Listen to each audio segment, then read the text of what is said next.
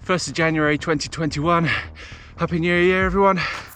I'm enjoying an early-ish run. It's not that early. I think it's about 9:30 a.m. Beautiful crisp morning. Frozen, which is nice.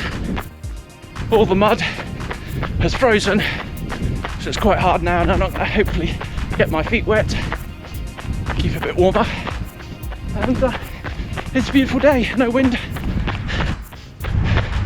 Beautiful way to start off the new year.